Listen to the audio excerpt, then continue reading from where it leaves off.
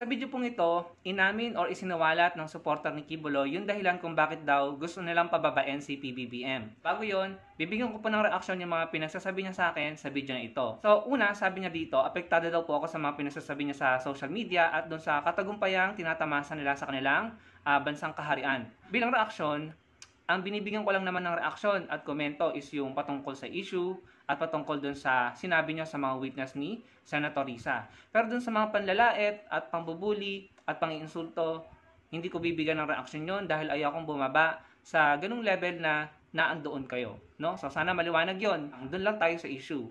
Pangalawa, sabi niya, mukha daw talaga akong kambing at hindi daw panlalait yon. Anong tawag doon? No, sasabihin mo ang isang tao ng mukhang kambing or kung ano mang gusto mong sabihin sa kanya na hindi maganda sa pandinig. Anong tawag doon? Hindi ba panlalait 'yon, no? So, ang tanong ko sa iyo, Dayan, naabsuelto ba ng panlalait mo si pastor nyo? Napatunayan ba ng panlalait mo na inosente si pastor nyo, no? May napala ka ba na maganda sa panlalait na ginawa mo sa akin? 'Di ba wala? So, kung ako sa'yo, tigil-tigilan mo na yan dahil ikaw talaga yung nagmumukhang masama at makasalanan between the two of us, no? Ikaw yung nagmumukhang makasalanan considering na ikaw pa itong laging bukang bibig na praise the Father, na maraming Bible verses na kinukuda sa social media, pero kung manlalait ka, wagas. Hindi maaabsuelto sa korte ang pastor nyo kung manlalait kayo na manlalait, no? Hindi tinatanggap sa korte yan. Pangatlo, sabi niya, hindi ko daw nirarespeto yung belief nila sa pastor nila, no? At hindi ko daw alam kung ilang milyon ang nagmamahal sa pastor nila, kay Kibuloy, para daw lait-laitin ko yung pastor nila. Una sa lahat, huwag kang sinungaling, Dayan. Ikaw yung mapanlait, hindi ako. Hindi ko nilait ang pastor nyo. Ang lagi kong focus ay yung mga issues na kinakaharap niya. Never kong pinuna ang physical appearance niya. Never kong ginawa yung ginagawa mo sa akin, ano? Hindi ko nilalait ang pastor nyo. Maring nagbigay ako ng komento at reaction doon sa mga kumakalat ng mga videos niya at audio na sinasabi na siya yung may-ari ng kaluluwa ng mga tao at siya yung, alam mo yun, yung talagang parang ang hirap paniwalaan. Pero syempre, nire-respeto namin kung pinaniniwalaan yon. Yung mga tipong pinastop niya yung lindol, ganyan, ano. Kasi hindi lang naman ako talaga yung na-amaze sa mga ganong pahayag, no, na talagang para sa amin ay mahirap paniwalaan. Pero if you believe those things, no, nire-respeto namin yon. Nagbibigay lang kami ng reaksyon. Pero kung sasabihin mo nilalait kong pastor nyo, huwag ka sinungaling, hindi ko ginawa yon, no. Nagre-react lang ako at nagbibigay ng komento patungkol sa mga pahayag niya at patungkol sa issues na kinakaharap niya. At wag mong sabihin sa akin na milyon-milyon ang nagmamahal sa pastor nyo, no? Kung i-review mo yung mga videos ko, lagi kong sinasabi na tanggap namin kung sinasabi nyo na mabait ang pastor nyo. Tanggap namin yon at nararespeto ko yon, no? Kaya wag mong sabihin na hindi ko nararespeto yon. Wag kang sinungaling, no? Nararespeto namin yon. Pero paulit-ulit ko din sinasabi sa mga content ko na hindi porket mabait ang isang tao ay hindi na pwedeng magkamali or hindi na pwedeng magkasala or makaagrabyado ng ibang tao. Tanggap ko at nararespeto ko yung paniniwala nyo na mabait si pastor nyo, pero hindi ibig sabihin nun ay perfecto siya para hindi na siya magkamali. Bigyan kita ng isang example. Marami tayong nababalitaan sa news, no, na ama ay may ginawang hindi maganda sa sarili niyang anak. Ama na yun, biological father. Pero dahil tao lang din siya, nagkakamali siya, at yung pagkakamali niya ay nagagawa niya kahit sarili niyang anak, no? So, mahirap bang intindihin yon, Dayan? Tapos sasabihin mo pa ako yung syunga at walang utak? Ganun lang kasimple yun, Dayan, no? Tayo ay lahat tao dito. Pwede tayong maging mabuti, pwede rin tayong magkamali, no? Yung ang sariling ama, nagkamali dun sa anak niya eh. Ama na nagpalaki dun sa anak, minahal niya yung anak niya, pero nagawan pa rin niya ng mali, no? At nakulong. So, isang example yon, no? So, wag mo sabihin na mabait si pastor nyo, marami nagmamahal sa kanya, tanggap namin yon at pwede namin paniwalaan yon. Pero, sana, intindihin mo rin yung sinasabi natin at ito yung katotohanan, no? Masakit tanggapin, pero ito yung katotohanan. Lahat ng tao ay pwedeng magkamali, pwedeng lumabag sa batas, at pwedeng makaagrabyado ng iba. At yun ang gusto nating malaman. Kaya gusto ng mga tao na humarap si pastor nyo sa Senado or sa Kongreso. So, kung walang tinatago, bakit nagtatago? Bakit hindi humarap? Di ba siya nga yung naghahamon ng debate? No? I think, kung daw ako nagkakamali, hinamon niya ng debate si Senator Risa. O nasan siya? Harapin niya si Senator Risa. Ganun lang kasimple. Sabi pa niya, makikita ko daw pagiging leon nila at hindi ko daw naiintindihan yon kasi maliit daw yung utak ko, kasing liit ng tenga ko. Parang hindi daw normal. Yung utak ko daw kasing liit daw ng tenga ko at parang hindi daw normal yung tenga ko. So, ganun lang ba yung kaya mong gawin? Yung mag-body shame? manlait, no? Yan ang totoong panlalait, Dayan. Yan ang panlalait, no? Kinukutsa yung physical appearance ng tao at dinadegrade yung tao, no? Yan ang panlalait at hindi ko yan ginawa sa pastor nyo. So, wag kang sinungaling, wag kang gumagawa ng kwento. Sabi pa niya, hindi daw credible ang itsura ko, no? So, parang sinasabi niya, hindi ako kapanipaniwala. Bakit hindi mo sagutin punto per punto yung mga sinabi ko? Bakit ikaw ay nag-resort na lang sa panlalait, no? Bakit wala ka na lang ginawa kundi laitin ako? Imbes na sagutin mo yung mga sinasabi ko, yung mga pinupunto ko sa mga video ko, imbes na i-address mo yon, bakit ka nang lalait, no? Eh hindi naman pala ako credible eh. Kumpiyansa ka naman pala eh. Eh di dapat, kaya mo akong ipahiya sa pamamagitan ng pag-debunk, pag-address, pagsagot dun sa mga pinupunto ko sa mga video ko. Eh kaso ang ginagawa mo, pinapahiya mo ako sa pamamagitan ng panlalait mo. Sa palagay mo, sino sa ating dalawa ang totoong nakakahiya?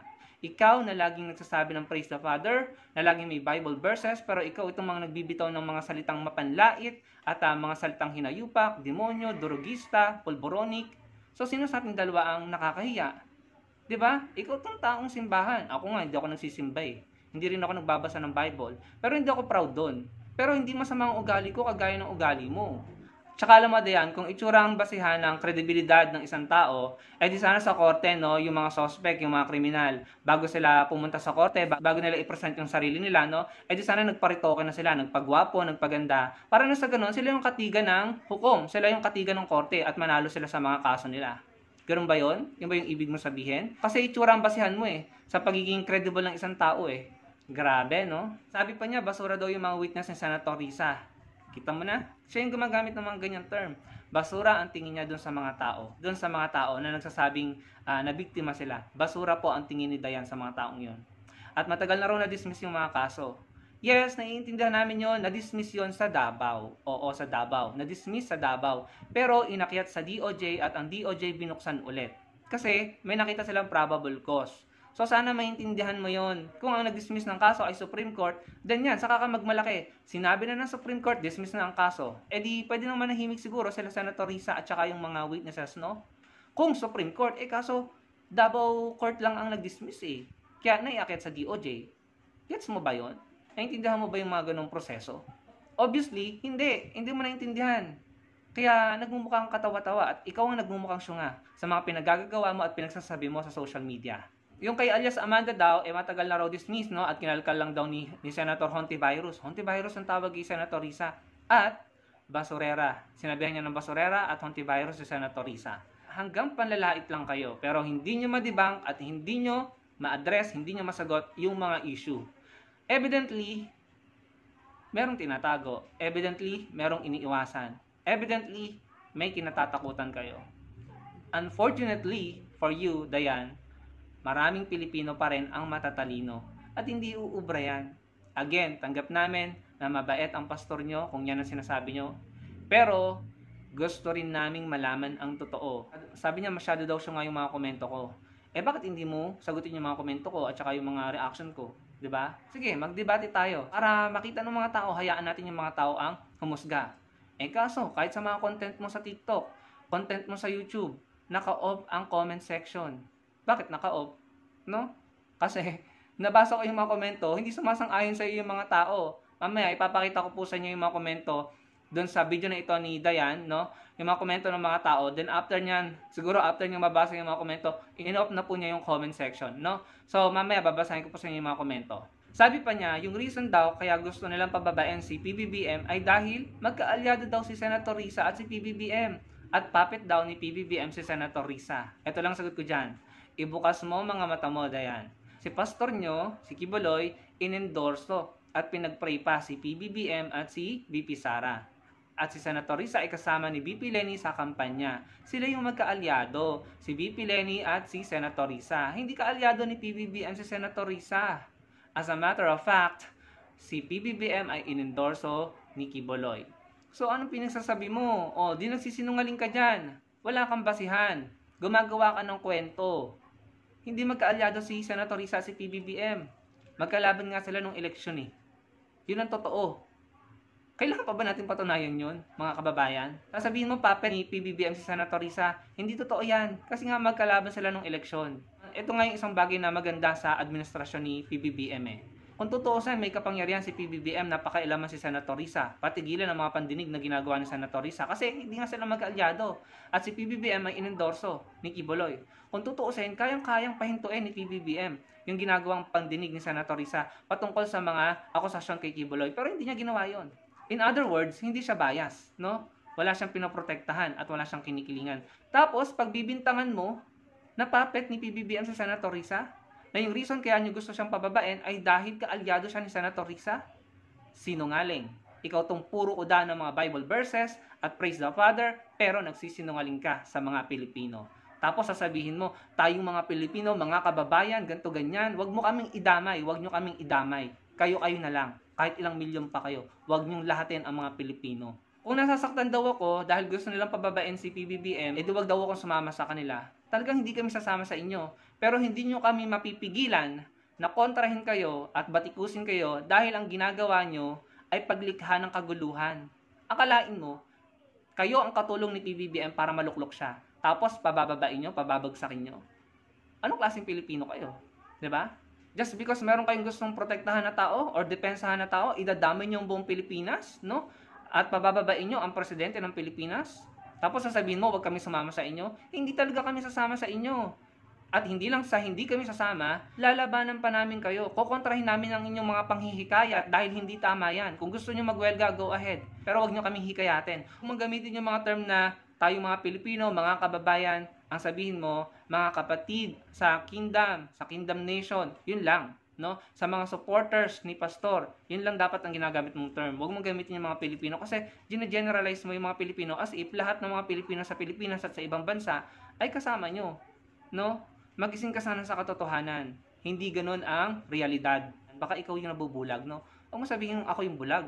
Dapat real talk lang tayo, no? Huwag exaggerated, huwag sugar-coated. Totohanan lang. Magpakatotoo tayo. Sabi pa niya, hindi daw siya naapektuhan sa mga pinagsasabi ko kasi wala daw akong utak at mag-research daw ako. Eh, hindi ka naman pala naapektuhan eh. Di dapat hindi ka na nagre-react, no? Hindi ka na gumagawa ng content para manlait or laitin ako. Di ba? Kung hindi ka apektado, ito naman, hindi nagpapakatotoo. Magpakatotoo ka, no? Magsabi ng totoo, magpakatotoo. Huwag yung bait-baitan, feeling angel kapag nagsasabi ng mga Bible verses. Pero, ang mga lumalabas sa bibig ay hindi magaganda. Kung manlait, akala mo hindi nagsisimba. So, sino nakakahiya ngayon? And then lastly, nanlait na naman siya. Sabi niya, uulitin daw niya na mukha daw akong kambing na may bangs. So, inulit niya na mukha daw akong kambing na may bangs, no? Ayun. So, ano nangyari? Napatunayan niyo ba na nagsisinungaling yung mga witness? Sa mga panlalait mo, napatunayan niyo ba na inosente si pastor niyo? Wala kang nag-gain sa panlalait mo. Alam mo kung anong nag-gain mo? Yung pagkadismaya ng mga tao. Kaya, turn off ang comment section mo. Eto, basahin niyo mga kababayan. Ayan po yung mga comment dun sa video niya. Ayan. Ayan, basahin niyo, i-post niyo na lamang po. Yan ang nag-gain mo. Yung mga tao na disappoint sa'yo at hindi ka sinuportahan. Tignan mo, ayan, tignan nyo po yung views. Kung gusto nyo mapanood, no, baka kasi sabihin nyo, hindi totoo yung mga pinagsasabi ko, di panoorin nyo po, andyan po yung video niya sa kanyang YT channel, Dayan Hortaleza. Ayan, basahin nyo po yung mga naging komento ng mga tao, no. Siguro na nabasa niya yung mga comment na yan na hindi sumasang-ayon sa kanya, tinurn off niya po ang comment section. Wala na.